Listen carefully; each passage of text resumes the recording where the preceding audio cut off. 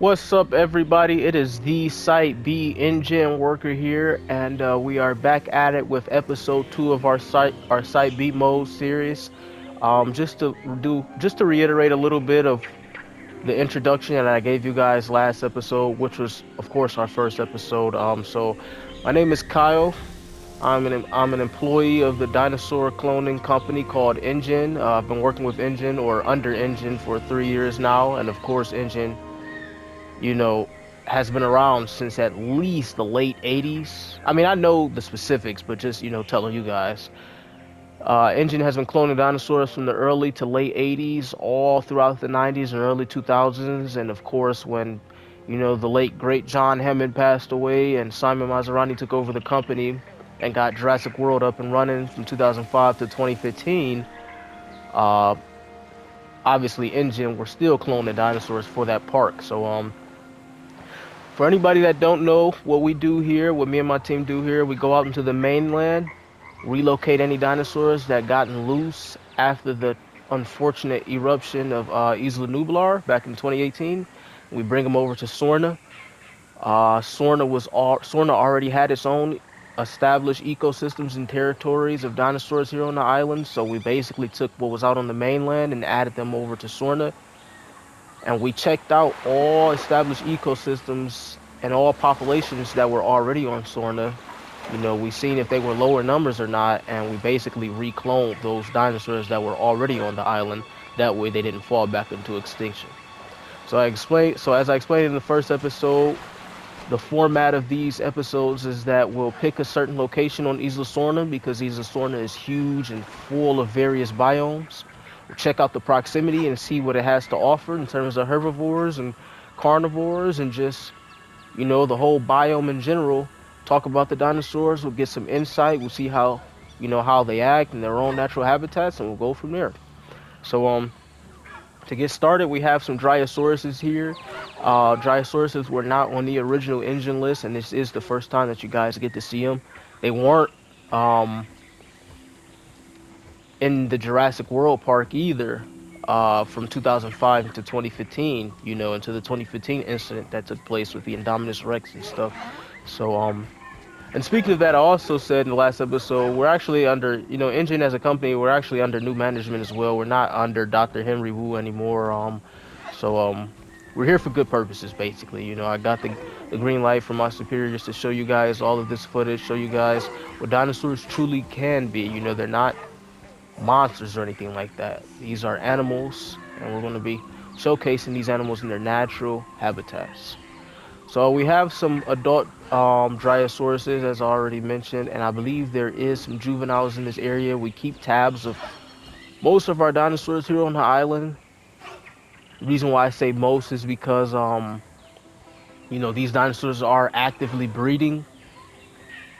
So sometimes we have to go out and tranquilize those juveniles just to be able to get our microchips into them. That way we can keep tabs on them, and we learn certain specifications about them. We learn if they are a male or female, and how fertile they might be when they get older, how old they are. We do a lot of stuff. Those extra things that we go the mile to do, it helps us keep these ecosystems intact and help us keep these ecosystems from basically destroying each other. So here we have our first carnivore actually. So this is a Metriacanthosaurus. So, some people might know, the Jurassic Park enthusiasts will know, but when John Hammond was first trying to get the first original Jurassic Park going in 1993, the Metriacanthosaurus actually had a paddock set up on Isla Nublar during that time, and they actually were, for people that got to visit the Jurassic World Park from 2005 into 2015, they actually were on Isla Nublar at the time. I believe they were a part of the Cretaceous cruise. I don't remember exactly because I wasn't working for Engine during that time. Like I said, I've only been with Engine for 3 years now, but so I can imagine that this Metriacanthosaurus is probably taking refuge amongst this area because not saying Dryasauruses are easy prey, but it's definitely plentiful prey. Even though I've only seen a couple, I can imagine that the juveniles are somewhere close by, especially if he seems to be lurking in this area. So this is a male, by the way. And then, yeah, see, I was right. Here goes some juvenile Dryasauruses. They'll probably try to keep their distance away from him, but I can imagine that, wherever they go, he'll end up following because it's such an easy meal. And with a dinosaur like a Metriocanthosaurus, they're more so scavenger type dinosaurs. They're not going to be that, like a Tyrannosaurus Rex or something like that, or a Carnotaurus. They're not going to be a dinosaur you see at the forefront fighting or anything like that. So, excuse me, but they're not going to be like a dinosaur you see fighting or anything like that. They're more so scavenger type of dinosaurs. So anyways, we're going to make our way down the stream to see what else we got. I already see a bunch more. Okay, so we have some juvenile Stegosauruses in the area. These Stegosauruses was actually not in the last episode. It's cool. We get to be seeing them for, we could be seeing them together for first. As far as the male and female juveniles go, I still have trouble telling them apart, mainly because they don't grow into their own characteristics until they get a little bit more mature. But if we go a little bit upwind, you'll see all these adult stegosauruses, and you'll see more of these juvenile stegosauruses actually playing with each other. It's such a beautiful thing to watch. But I can imagine that the adults probably aren't too worried about those other juveniles upwind. They're probably not worried about the Metriocanthosaurus because it's only one Metriacanthosaurus, and he probably knows he wouldn't stand a chance against this many adults. So he knows those babies are probably very well carefully watched. So speaking of sexual dimorphism, let's talk about the sexual dimorphism between these males and females right here. You'll notice that the thagomizers on the males are actually a lot larger, and the plates have a little bit more. The plates on the male stegosauruses have a little bit more coloration in them. So this is a male right here. His plates aren't as dull as the female. This is a female. You can see she's a little bit more greenish in color, and the plates on her back are not as bright. So that's how you can tell the sexual dimorphism between stegosauruses here on Isosorna, and you'll see a lot of them, especially in this redwooded alpine type of area. Not that they're not in like jungle type areas like the area that we were in the last episode. It's just you'll see them more taking refuge in the redwooded type of areas. So anyways, so we just checked out that Stegosaurus family. We got more juveniles coming down, and I thought that was Metriocanthosaurus stalking them, but anyways, we're gonna continue to make our way upstream and see what else we might bump into. As I mentioned, that's usually what we do for these videos. We go to different proximities and see what all of these areas have to offer, and it's kind of like it's limitless because Isosorna is such a huge island. So okay, so what do we have here? So we actually have some Allure Titans. So this is a first for you guys. Here's a female. Well, let me see. No, that's actually a male. I can tell by the size of his crest. And this is a female. So the sexual dimorphism with them is that the male is of course bigger, and the crest on the female is a little bit smaller. You can actually see some juveniles. You see a juvenile Allure Titan right here taking a drink of water. So it's pretty interesting to see these guys. These are actually, in the 3 years I've been here, I can definitely say that these are some of the newer dinosaurs that got cloned and introduced to Isosorna since I've been here, because they weren't on the original engine list, nor were they a plan for the original Jurassic Park in '93. Um, and they weren't, of course, a plan for Jurassic World when it was up and running from 2005 into 2015. So since I've been here in the 3 years, this is one of the many new dinosaurs that we've actually introduced here on the island, and they're actually taking refuge amongst Myrmentosauruses. Here's a juvenile Myrmentosaurus, and some people might know what Myrmentosauruses are, some people might not. But for those who don't know, when Dr. Ian Malcolm actually came to Isosorna in '97 and he did his species document expedition, he actually did document Myrmentosauruses being here during that time, but he only documented two. So let me see. I didn't even see this one over here sleeping. So it's really cool to see that these guys are actually doing pretty well here on the island. Got a couple more up the stream. The males are usually obviously the more larger one. Also, we actually have a Tyrannosaurus Rex in the area as well. Let me see. So this is actually a female. I don't know if she's around a male or anything like that. If she is, I'll be able to showcase that sexual dimorphism. But only reason why I know she's a female is because I can tell by her build and I can tell by her muzzle. When you guys see our bucks here on the island, you'll be able to tell the differences, especially if it's a female and a male together. So as I said, we keep tabs on most of our dinosaurs, but that don't mean we won't get surprised and see a dinosaur that we maybe haven't seen in a while or seeing for the first time. And because this island is full of dinosaurs, and I can tell that this is a Rex that is fairly new to the area. And speaking of this area, this redwooded alpine area, we chose this area for a reason, and we'll get into that pretty shortly. I chose this area to film in because I want to show you guys something that I figured a lot of Jurassic Park fans and a lot of dinosaur enthusiasts will really enjoy and really appreciate. So anyways, back to this beautiful fully grown female Tyrannosaurus Rex. I can imagine that she's probably chosen this area because it's full of life. You have juvenile Myrmentrosaurus all over the place, adult Myrmentrosaurus, even though she couldn't take one by herself.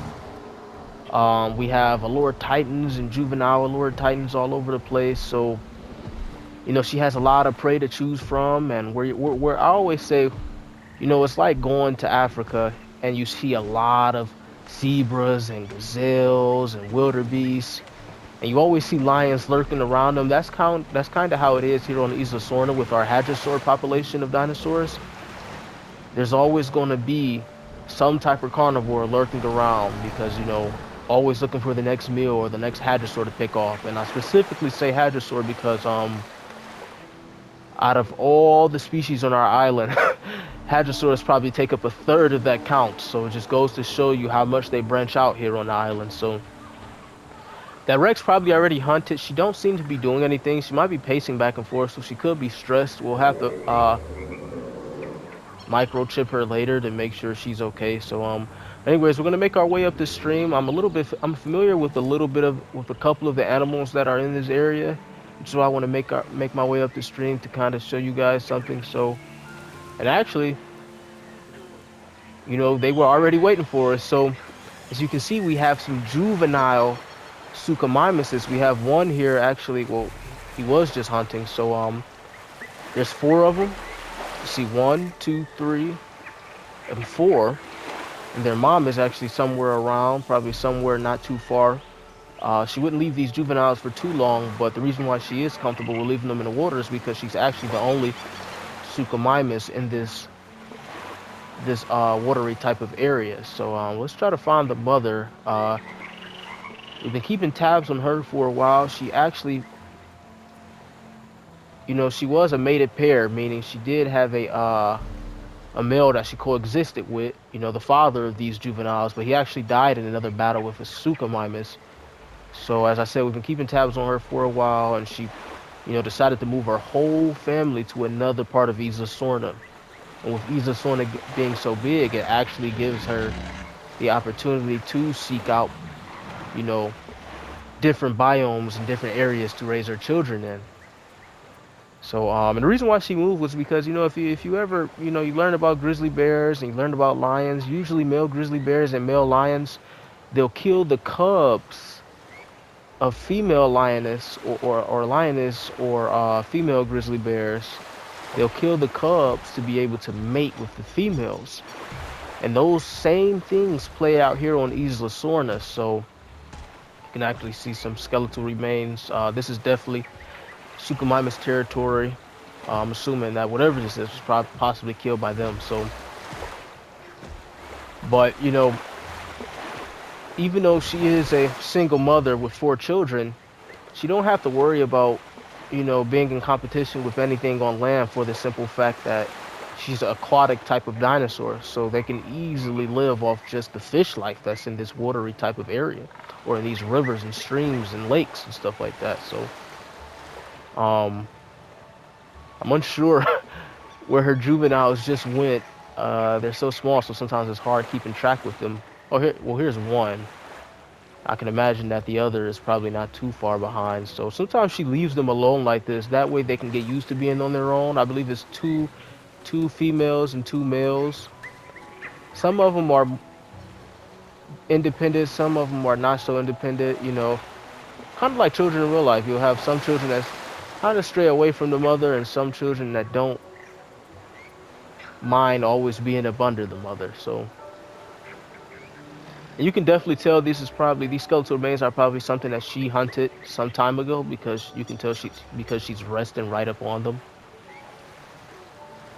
See, that's why I kind of want to go up this river stream to kind of showcase this Suchomimus family and talk a little bit about them. Maybe we'll come back to them.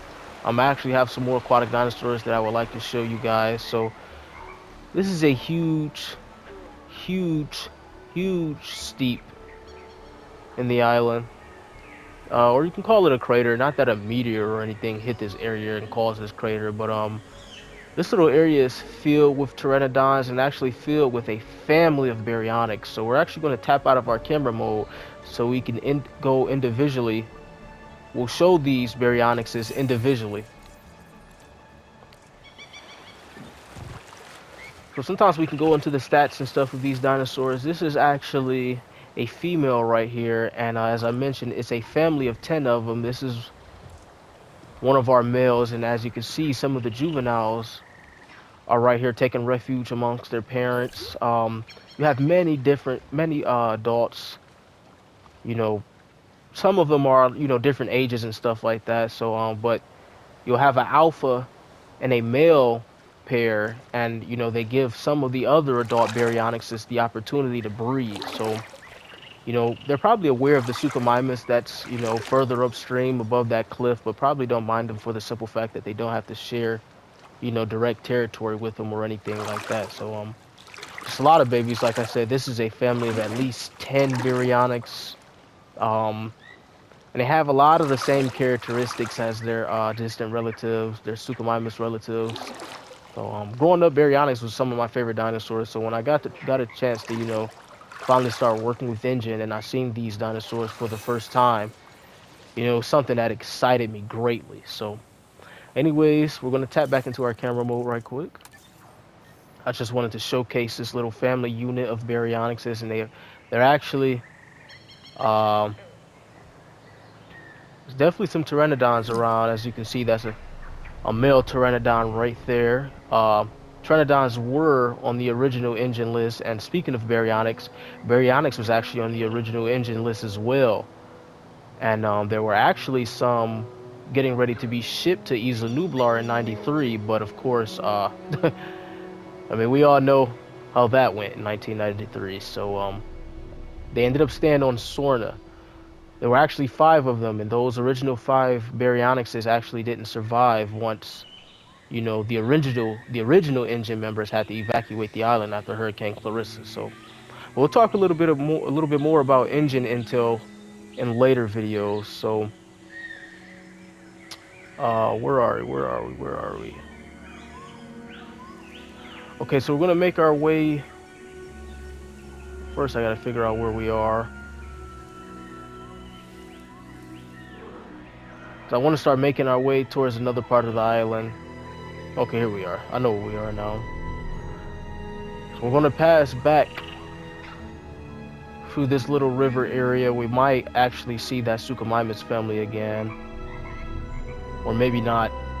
This little river area is so big, so you never know what you really might run into. But it just goes to show you the extended territories that some of these animals have, and they don't have to worry about bumping into each other and fighting each other or anything like that. So anyways, as I said in the beginning of this episode, I chose this little area. Well, not this is definitely a huge area full of a lot of dinosaurs, but I chose this area for a reason, because I feel like a lot of people will actually appreciate what that reason is once we actually find it. So and aha, here we are. So we have a female velociraptor. Now this variant of velociraptor is one of the many. Oh, we lost her. This variant of velociraptor is one of the many variants of velociraptors that we have here on this island, actually. and she actually had some juveniles with her. But the reason why I said Jurassic Park enthusiasts would appreciate this episode and appreciate this area that we're in is because these raptors, or this variation of this female raptor, who actually just took off, she's actually hunting an Edmontosaurus baby. So we're gonna see how this play out. We have a we have a male Edmontosaurus actually watching, and he's actually trying to defend his juvenile against the female Velociraptor. So as I was saying, this variation of raptor is one of the raptors that Dr. Alan Grant actually reported on during his time on Isla Sorna in 2001. She appears to be taking off again, but we don't know where she's running to. Oh, she's still chasing that juvenile Edmontosaurus. Oh man, I never realized how fast these things were, man. He's actually outrunning that Velociraptor. And we actually have the males in the area too. We're gonna go seek out the males soon. Wow, this Edmontosaurus is running for his life. Oh man. Oh no, we got caught in the trees, so we missed the takedown. But he's still alive. Okay, so I don't know if she knows if he's still alive or not. You know, these redwooded areas are extremely deep, so sometimes it's hard to keep our GoPro camera from bumping into the trees. She seems to be getting a drink of water or something. She was running for a minute, so yeah, she's a little bit tired. Yeah, I don't think she realized that juvenile Edmontosaurus got away, and she was actually with some juveniles. So she's taking off again. Ah, she ran into the trees. So we're probably not gonna see what happens in this thick foliage. Okay, she knocked him down. Yeah, here she is right here. She knocked him down. She's actually feeding on some. Oh, I thought she was feeding.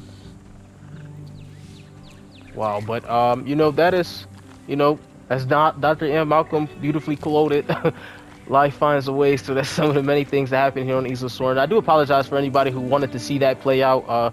We lost her in the redwooded tree area, but she actually was with some juveniles, and I know some people would really, really love to see some baby velociraptors. So we're gonna go back out to that area right fast, see if we can find some of those babies, and maybe run into some of those male velociraptors. Because she she left them, but this area is heavily guarded with velociraptors. This is definitely raptor territory, so I can imagine that they were probably being watched by some other adult raptors somewhere. They could also be in this thick redwooded area as well, especially since we have a lot of Allure Titan and Edmontosauruses in the area. So I'm gonna search these areas right quick. Hopefully we don't miss any more action, you know. I mean, that's the best part about Isla Sorna. You never know what you're gonna run into, especially with how big the island is.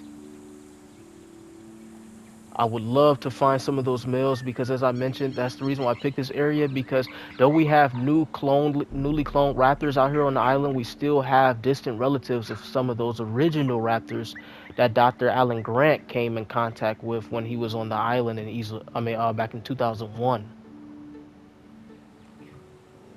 So we're just trying to see if there's any more out here. Which I'm pretty sure, I picked this area for a reason, so it's literally just a matter of us. There's an Allure Titan, a female one. It's a matter of time until we run into another one. I thought that was a baby right there. Baby Allure Titan. What do we have right here? More Allure Titans. Let me see.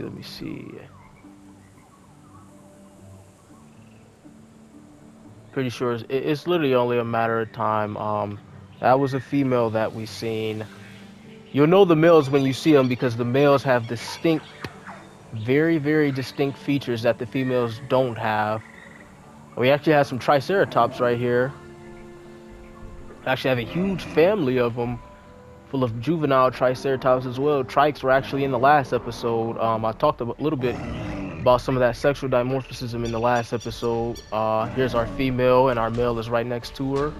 There's another female right here. Our males, of course, have the more larger frills.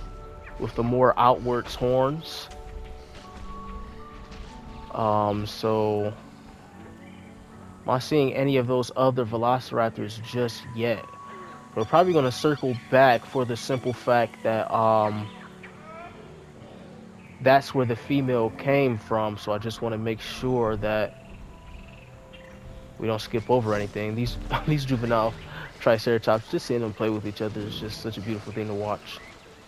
It's beautiful and it's scary because you know what's out here in Isla Sorda. So seeing children play in such a dangerous area can sometimes just be a little distracting. What do we have here? Some more baby allure titans staying hidden with their parents, of course, in the thick red wooded area. Sometimes we have to raise our GoPro camera above all this thick vegetation.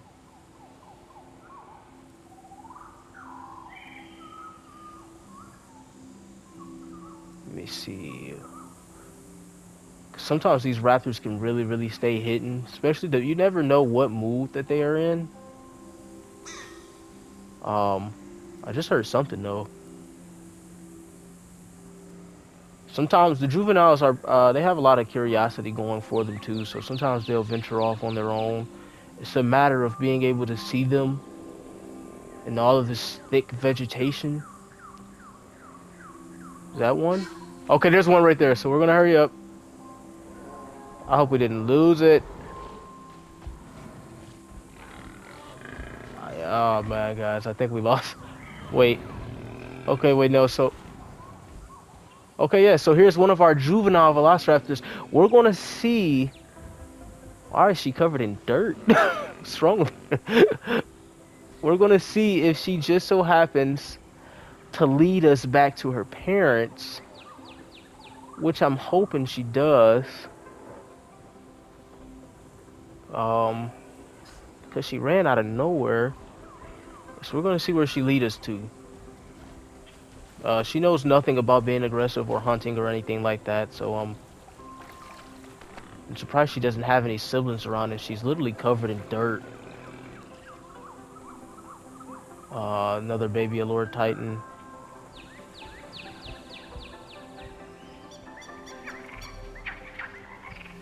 So I was hoping she would have led us back because I really, really, really want you guys to see some of those male velociraptors. But I'm not seeing any. Wait. Sometimes the juvenile allure titans in the thick foliage sometimes come across as juvenile velociraptors. So I'm not seeing any. It doesn't mean, we've only been checking in this area for the last couple minutes. Doesn't mean that there's none around. We're just gonna wanna search another area, but before we go, because they have the option, to venture off on many different parts of the island. They switch territories constantly. And as I said, these juvenile allure titans keep on tricking me. So we're gonna give this area one quick little good scan. Make sure we don't see anything before we take off. We're probably missing action. Okay, yeah, so we don't see anything. So what we're gonna do, we're gonna check another location very quickly here on the island. Well, here in this little proximity.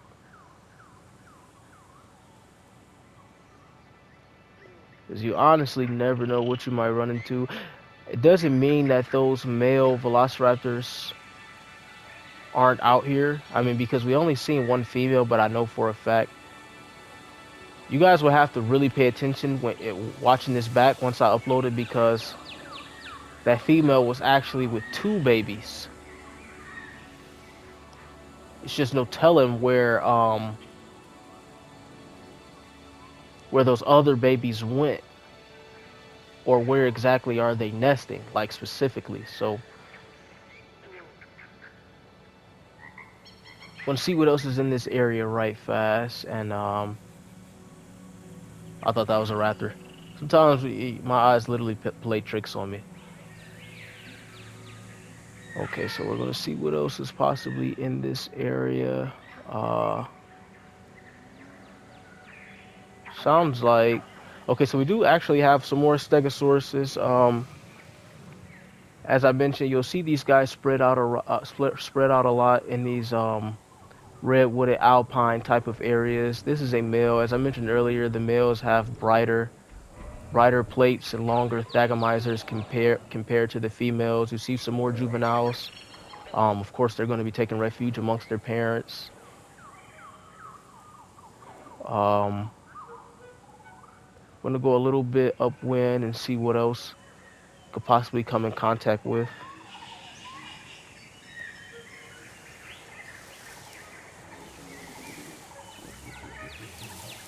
Actually, here's something right. Okay, so we have a female, beautiful female ankylosaurus. Ankylosaurus was actually in the last episode, and we have okay, so we actually have some of our male velociraptors, and we actually have a Struthiomimus in the back, so they actually could be stalking them. Um, they aren't with that other group of velociraptor. Well, they aren't with the female that we just seen, but as I mentioned, these guys they could venture off all across this area because velociraptors they stay in huge populations, and they're probably picking off some of these Stryphiomymesis. Uh, you see some juvenile Stryphiomymesis as well. That's a juvenile Stryphiomymes. So yes, these are the male velociraptors that I was hoping to bump into in that little other area. In that other little area that we were in, you see the quills on top of their head. You know, once Dr. Alan Grant got off Isosaurn in 2001 and he reported about these velociraptors, these easily became a lot of people's favorite velociraptors, especially since, you know, Jurassic World during its original reign from 2005 to 2015, it actually didn't hesitate to teach people about some of these other species of velociraptors that were here on the island. So I'm not sure. We have the male that just took off. Oh crap! So he actually just hunted a Stryphiomymes just like that. Sometimes when they take off, it takes a quick second for our GoPro camera to catch up with them. So please forgive me. I moved this GoPro camera as fast as I can. But yeah, so I can imagine that these male velociraptors are definitely taking refuge in this area because Stryphiomymeses are such an easy target. I'm not going to say easy target, but it's definitely a good dinosaur to actually prey on. So let's see what else we have. We have some more. We actually have some more juvenile Triceratops in the area, so I can only imagine that there's probably some adults nearby as well. We have some Pachycephalosauruses. You'll hear me call them Pachy's a lot. But I don't see any.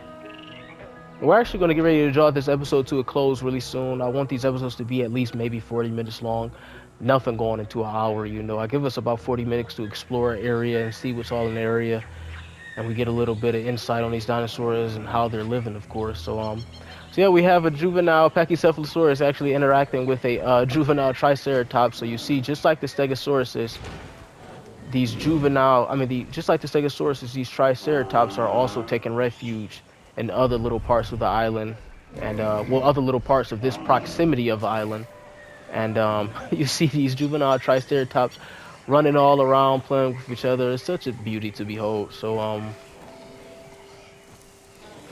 I'm gonna go back the way we came actually to check back in on those velociraptors. I'm just glad we ran into the males because we've seen that one female. So unfortunately, we've seen one baby. When you guys watch this episode back, you'll see that when we first ran into that female, before she started stalking that Edmontosaurus juvenile, she actually was with two juvenile velociraptors. And here's a juvenile Stryphiomymes. And is this a dead Stryphiomymes? No, this is a sleeping juvenile Stryphiomymes. Like I said, we're gonna get ready to draw this episode to a close soon. I just like to make sure whatever area I give us to look at, whatever area I take us to for the episode, some more skeletal remains. But I just like to make sure we search that entire area to make sure we leave no stones unturned, and we see what the entire area has to offer us. and if I'm not mistaken, um, that might have been all the velociraptors in this, at least in this area. Before we leave, I want to go back to that area that female was in at least one more time because I just doubt that she was by herself. You know, velociraptors, they do so good at staying hidden, you know, even working with engine for 3 years now. I sometimes have a little bit of trouble even finding these dinosaurs, or finding these velociraptors. So I'm hoping maybe they would have popped back out since I left.